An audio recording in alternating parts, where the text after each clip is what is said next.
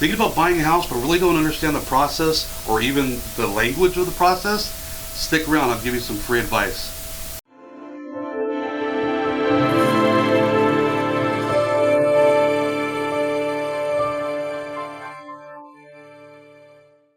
Okay, so when it comes to buying a home, a lot of people are nervous. They don't even understand what some of the words and terminologies mean. I mean, for God's sakes, what's an appraisal? What's closing costs? What's the credit score got to do with it? Your down payment, the mortgage rate, your pre-approval letter, and the real estate professional. So we're going to cover those right now, kind of go over them in detail, just so you're a little bit more educated and feel a little bit more comfortable when you're thinking about buying your next home. So what is an appraisal? Well, we'll just start there because it's alphabetical. An appraisal is when there's a person that's actually an appraiser that actually goes out to the homes and analyzes what's at that home, the condition of what's in the home, all the different amenities, whether it's got tile counters or granite or quartz, whether it's got a pool or the overall condition of the home, and compares it to the most recent sales of homes similar in a given neighborhood to come up with the actual value of the home for the mortgage. Okay, so that's what an appraiser is. Generally, right now in our market, you're seeing those costs be anywhere from about $400 to $600 on a home, and on bigger properties it goes up from there. It takes about, when you order the appraisal, it takes usually about a week to 10 days to get it back. So those days have to be dealt with when you're buying the property. What is closing costs? Well, closing costs are the cost. I'm just going to read it to you. The cost to complete the real estate transaction paid at closing. So when the escrow closes, you have to come in with that amount. That is not your down payment. These are the additional monies on top of your down payment. Usually you want to figure about 2 to 5% extra for closing costs. Okay, but talk to a great lender about it. A lot of times you can get those fees waived, or we can actually have the seller pay for them for you. We have that happen quite a bit. The next thing is your credit score. I mean, you know what a credit score is, but to today's market, you really got to be somewhere around 600 and up to even think about buying a home. If you're thinking about buying a home, but your credit's not the best right now, give me a call. I have a lender that can sit down with you and go over where you are now and help you create a plan to get your credit to where it needs to be in the future to buy a home.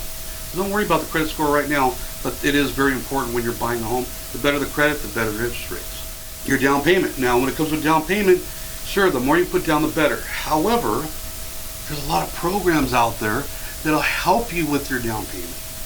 There's programs out there that you can put down as little as 5%. In some cases, 3.5% if it's FHA.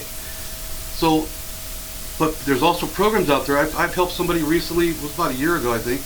They only put down $1,200 out of their pocket to buy a home, including everything, because the seller paid the closing costs.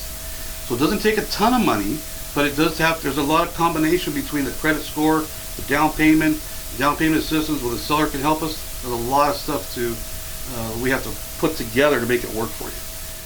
The mortgage rate. Well, the mortgage rate is basically what the interest rate is today on a home loan. And it varies depending on your credit, your down payment, all that information. So that it varies from lender to lender on a given day. It varies. And right now our interest rates are very volatile and they keep going up and down daily, but they're staying still in pretty much under 4%. So right now is a phenomenal time to buy a home or refinance a home. The next thing is a pre-approval letter. We did a video about this a while back, the difference between a pre-approval letter and a pre-qualification letter. A pre-qualification letter means you went in, you talked to a lender, they said if you do X, Y, and Z and provide this information, you can be qualified, but you haven't provided all of that yet. A pre-approval letter means you've provided all of that to the lender and you are approved for the loan.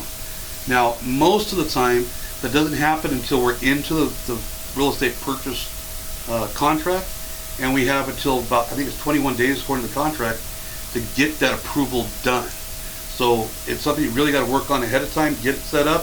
If you're pre-approved ahead of time, the mortgage goes swimmingly easy. The final thing, real estate professional, that's me. You got to give the good real estate person, whether it's me or somebody else, and just make sure they have the experience and the knowledge and the capability of getting you into your dream home, because there are a lot of pitfalls along the way. If you don't have that experience or don't have that knowledge, things happen that you hear all the horror stories about from your friends and family.